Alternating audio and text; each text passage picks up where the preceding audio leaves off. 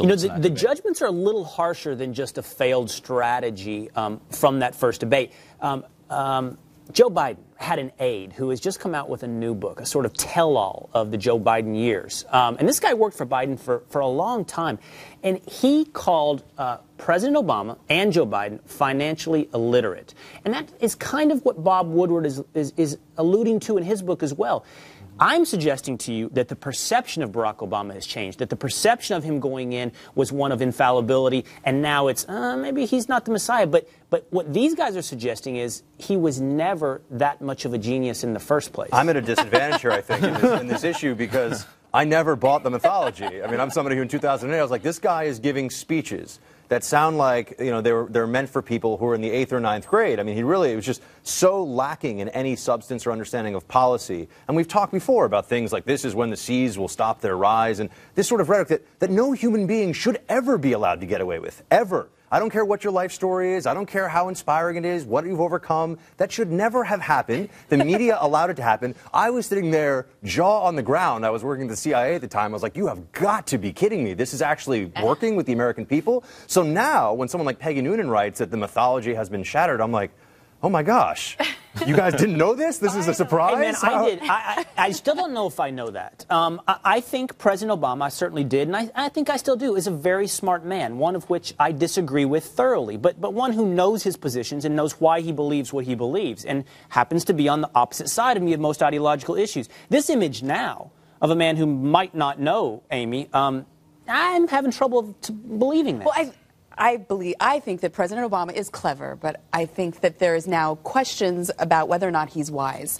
And I agree, actually, with the Sentinel endorsement of Mitt Romney on their critique of President Obama, that he failed to focus on what was necessary, and that was jobs. And I think things started going badly for President Obama actually 2 years ago in the midterm landslide. I keep mentioning this on this show because a lot of the mainstream media doesn't want to look at that election result. It was the biggest landslide for Republicans in 70 years, taking back control of the House. You had the female vote splitting evenly between the GOP and Democrats. The Democrats lost their advantage among women entirely. And going into it, everyone knew with the rise of the Tea Party, President Obama had focused on the wrong thing, and he'd awoken the sleeping giant, and that giant, I think, is going to have its voice heard November 6th, to borrow some of Buck's.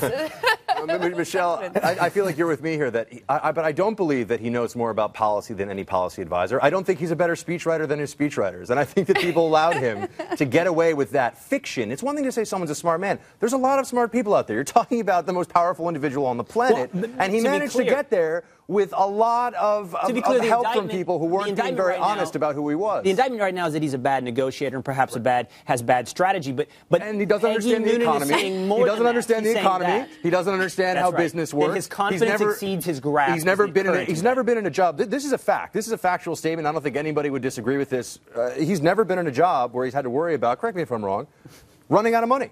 Yeah. You're working for University of Chicago, you're a community organizer, and then you're in politics. So I think that there's a lack of understanding of what Americans are dealing with. Let's face it, politicians, arrogant, self-absorbed, measuring themselves greater than they are. A lot of them are lawyers, but at least lawyers have billable hours. But with President Obama, the difference is he doesn't ask for outside help. He doesn't even take Harry Reid's phone calls. The New York Times has reported on this. He is very bad at negotiating and taking in information. He's bad at negotiating, but I actually disagree. I think actually the way that the president operates is to accept almost too much information. He's like a single talk show host that gets a whole bunch of guests to come on and help him decide an issue. This is the issue. This is how You like this show? This is single host. No. But this is this is what Bob Woodward sort of paints is he gets all these people to kind of give him all this information. He tries to gather it all in and sort of negotiate and come to some. He doesn't actually have the foundation on any of those particular principles to be able to make a decision, and so he winds up being ineffectual. But I don't think he's inviting people from the other side. No, absolutely not. When you're talking about all these people, it's all on the left. He didn't invite Mitch McConnell to the White House for 18 months. And why would he? He's going to surround himself with people that he feels are going to be somewhat like-minded, or at least can have debates in the progressive sphere. This is the man who